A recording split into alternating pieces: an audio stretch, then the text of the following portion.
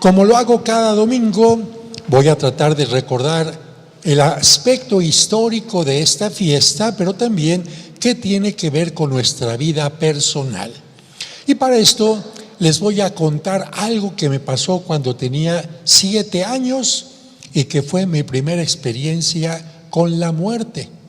Algo que después me permitió escribir un cortometraje que hice con Omar Chaparro y que ustedes pueden ver en mi canal de YouTube, que me permitió ganar un premio en el Festival de Cine de Acapulco. ¿Qué pasó? Era tiempo de Navidad y en mi casa pasaban enfrente de la casa unas personas con paquetes grandes, así cajas llenas de pollitos que iban vendiendo a peso en aquel tiempo. Y claro, mamá, quiero un pollito. Y ahí están los papás comprándole a uno el pollito para mí y uno para mi hermana. Pero al mismo tiempo, después en tiempo de Navidad, a mis hermanos nos trajeron una bicicleta que en la parte de abajito, en el tubito de la mitad, tenían una bomba. ¿Para qué? Por si se bajaba el aire de la llanta, uno agarraba la bombita y y rápidamente se inflaba. Bueno, aquella noche, como yo escuchaba que los pollitos estaban pío, pío, pío, yo dije, han de tener frío. Los saqué de la cajita que estaban allá abajo en el piso, los subí a mi cama, los tapé con la cobija y a dormir todos los 3 calientitos. Desperté en la madrugada oyendo pío, pío, pío, pío, desquité la cobija y vi que estaba uno y el otro no lo vi. Me moví, lo había aplastado. Y en la inocencia de los 7, 6 años más o menos que les digo que tenía, yo me levanté, nadie se dio cuenta de lo que pasó, agarré la bomba de la bicicleta, se la puse en el piquito al pollito y empecé. En mi mente pensaba que poniéndole el aire que se le había salido al pollito, iba a inflarse, iba a volver a vivir. Por más que hice eso, el pollito no vivió. Yo me di cuenta que algo grave había pasado. Para que nadie se diera cuenta, tomé los 2 pollitos, los puse en la caja y como si nada hubiera pasado. Bueno, más adelante, cuando hubo una campaña de donación de órganos, me di cuenta que mucha gente quería que su familiar siguiera vivo a través de una máquina. El familiar ya había muerto, el familiar tenía muerte cerebral, pero claro que si a un cuerpo muerto le ponen una bomba para que esté echándole aire y sacándole, el cuerpo está y parece que está vivo, pero no está vivo. Precisamente ese fue el guión para el cortometraje. En el cortometraje yo soy el papá de Omar Chaparro, que ya estoy muerto. Pero él quiere continuar, que yo en el hospital continúe pegado a una máquina que me echa aire y parece que estoy vivo. Y no se da cuenta de lo que le pasa hasta que un día, en la noche, su hijito chiquito, ¿verdad? Yo soy el papá de Omar, mi nieto, el chiquito, le dice, papá, oye, ¿por qué las mujeres están embarazadas? No, pues porque van a tener un bebé. Y cuando nace, ¿cómo le hace el niño para respirar? Pues le dan una nalgada para que tome aire y respire. Aire, aire, aire. Bien, se va a dormir el niño en la noche con el pollito que le regalaron también a él, apachurra al pollito, se levanta él a darle con la bomba al pollito y ahí sí aparece el papá, en mi caso no. Aparece Omar y le dice, ¿qué estás haciendo? Le estoy dando aire al pollito para que vuelva a vivir. Y Omar le dice, no, hijo, aunque intentes darle tu aire, el pollito está muerto y no va a volver a vivir. Y entiende lo que está haciendo él con su papá. Al día siguiente va, lo desconecta y entiende que su papá ya se ha ido. Bien, niños, tomando esta idea, fíjense, ustedes ahorita están haciendo algo que a veces ni siquiera se dan cuenta. Y lo hacen estando despierto o dormidos. ¿Y qué es? Respirar. ¿Cuándo empezaron a respirar? Exactamente cuando nacieron. Como no sabían ustedes respirar, les tuvieron que dar un curso intensivo para que aprendieran a hacer por primera vez recibieran este aire y para eso les dieron una nalgada. La nalgada fue para que hicieran y después y desde ese momento en que hicieron siguen teniendo ese aire, y ese aire se va a salir un día cuando hagan expiren y no vuelvan a respirar. Es decir, este aire que Dios nos da cuando nacemos es lo que llamamos vida y lo que nos mantiene en la vida durante todo el tiempo. Y cuando muramos, este aire, aunque nos conecten a una máquina, no nos va a volver a dar la máquina la vida. Es importantísimo entender esto. Y este aire, de acuerdo a cómo lo tengamos, fíjense, de acuerdo a cómo lo tengamos, nos hace vivir. Los griegos decían que el que había creado al ser humano era Prometeo. Había creado un muñequito y después, para que viviera, le pidió a la diosa Minerva una mariposa. Mariposa en griego se dice psique, de donde viene la palabra psicología. Y tomó la mariposa, se la metió y el muñequito empezó a vivir, diciendo que la mariposa, según esté volando dentro de nosotros, estamos bien. Si estamos enamorados, la mariposa está aletea y aletea. Pero si estamos enfermos, la mariposa está ahí toda tiesa. Y hasta el cuerpo se encorva cuando no respiramos bien. Estamos tristes o decaídos y el cuerpo está así. Estamos enojados. El espíritu, el aire, dice más de lo que nos imaginamos. Y precisamente cuando una gente está a punto de morir, va perdiendo el aire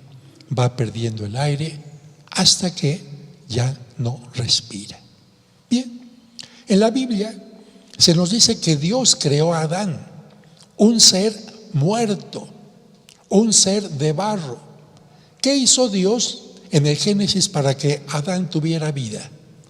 Le sopló. El aire de Dios se lo puso a él. Dios es vida y Dios al soplarle hizo que viviera. Y este signo del Génesis significa lo que les estoy diciendo. Y esto para que entiendan lo siguiente. Fíjense, cuando Dios se apareció resucitado, lo escuchamos en el Evangelio, ¿qué es lo que hizo sobre los apóstoles que estaban tristes, miedosos, con angustia, sin esperanza, porque lo habían visto muerto? ¿Qué hizo Cristo? ¿Escucharon? ¿Qué hizo? ¿Qué? Les sopló. ¿No escucharon el Evangelio? Cristo sopló y les dijo: reciban el Espíritu Santo. En griego, aire y espíritu es la misma palabra. Neuma, espíritu. Por eso en el canto gregoriano se llama neumas a las notitas que dicen: aquí tienes que respirar, aquí tienes que hacer esto. Sopló sobre ellos dándoles, fíjense, un segundo aire. ¿Cómo que un segundo aire? Sí, cuando un primer aire no funciona, a veces necesitamos uno segundo. ¿Cómo, padre? Sí, mira, tu tío se estaba muriendo de COVID y no podía respirar. Por más que le hacía así, no podía respirar. Y le tuvieron que dar un segundo aire. ¿Con qué? Con un tanque de oxígeno, con un respirador. No estaba muerto. necesitaba un segundo aire.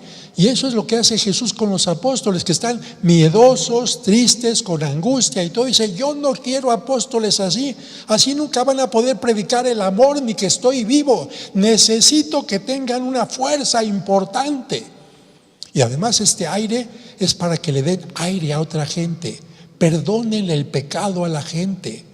Porque cuando la gente está llena de pecado, llena de culpabilidad, siente que ya no quiere vivir. Este aire es para que tengan vida, que tengan vida. Por eso San Agustín decía: el que canta ora dos veces, porque canta con el pensamiento, pero también canta con este aire que indica fuerza, alegría. Y precisamente después de que hace esto, ¿qué pasa? Fíjense, me voy al segundo punto. ¿Cuándo les dio el Espíritu Santo Cristo a los apóstoles? El mismo día de la resurrección. Fíjense, porque mucha gente, incluso los catequistas: ¿cuándo bajó el Espíritu Santo a los apóstoles? En Pentecostés. No, señora, ponga atención en la Biblia. ¿Cuándo les dio Cristo el Espíritu Santo? El mismo día de la resurrección. Pero ese aire fue creciendo,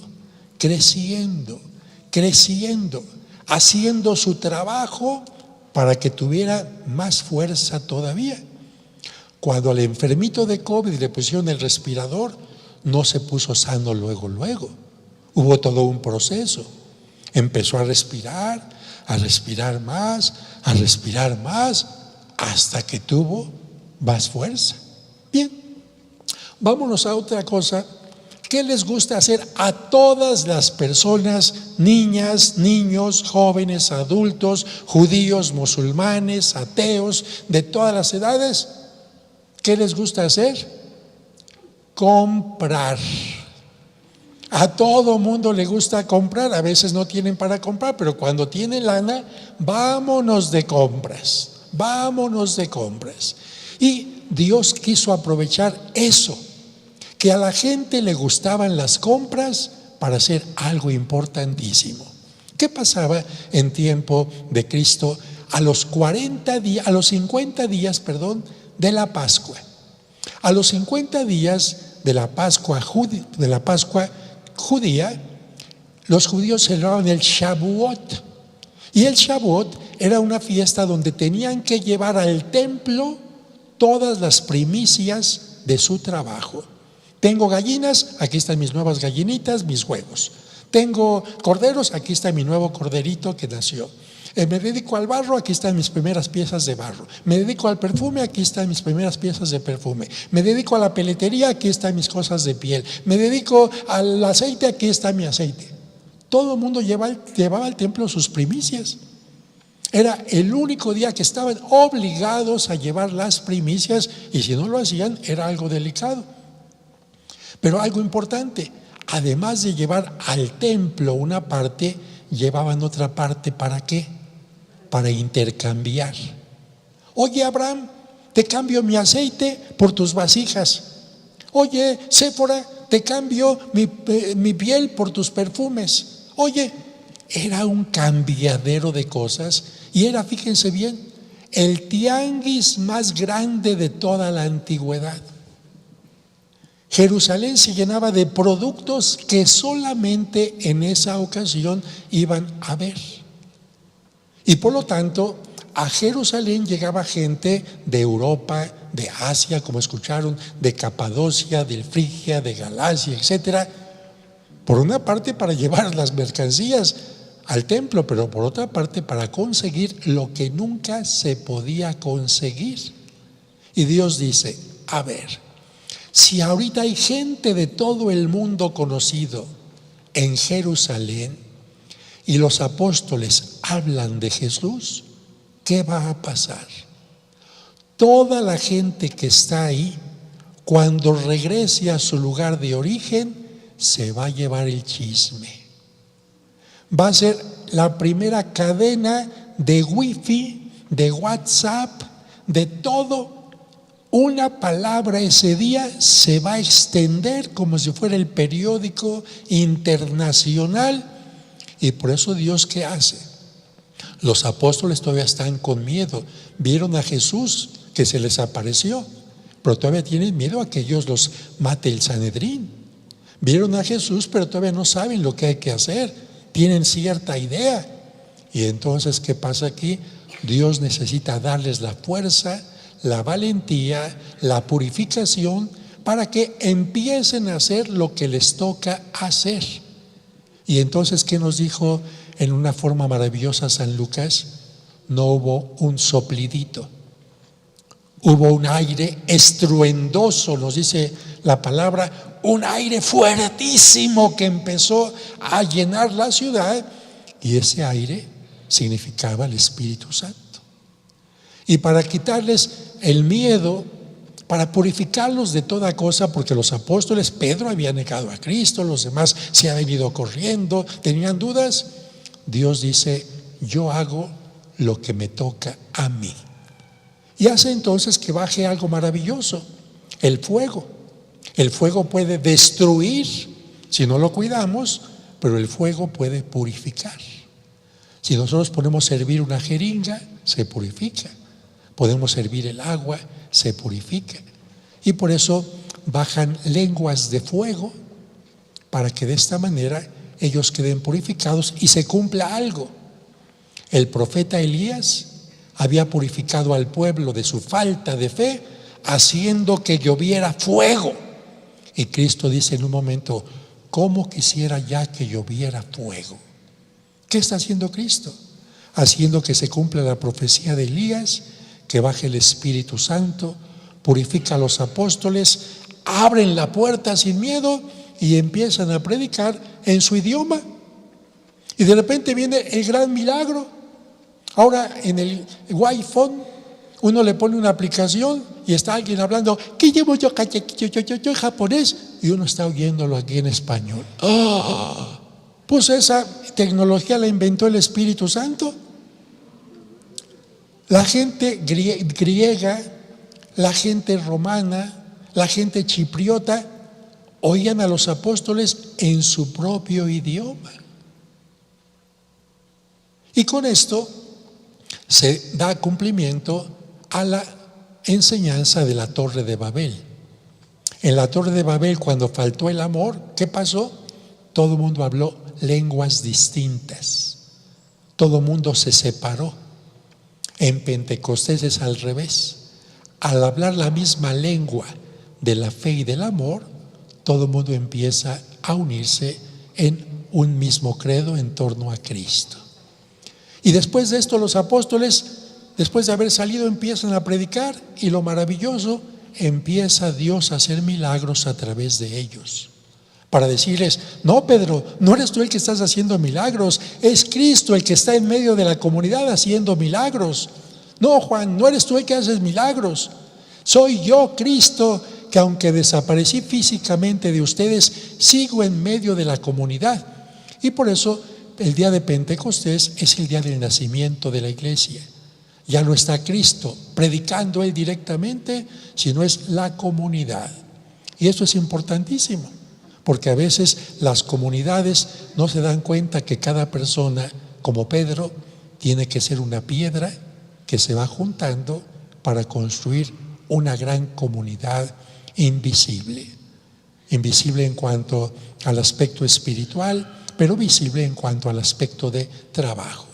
Por eso en este día se agradece a todos los grupos que trabajan en las parroquias: catequistas, ministros en las lecturas, ministros en tal cosa y en todo, porque esa es la iglesia viva exactamente que estamos celebrando. Y yo agradezco que el día de Pentecostés haya el obispo querido darme la ordenación. Fui el primer grupo que se ordenó en la Basílica de Guadalupe. Antes no se había ordenado ningún grupo, y cuando entré a ese día a la Basílica, entré llorando porque dije: me va a quedar grande el paquete. Pero Dios me dijo: ¿sabes qué? No estás solo. Y ha sido una realidad. Me tocó construir una iglesia completa sobre un basurero en el campamento 2 de octubre.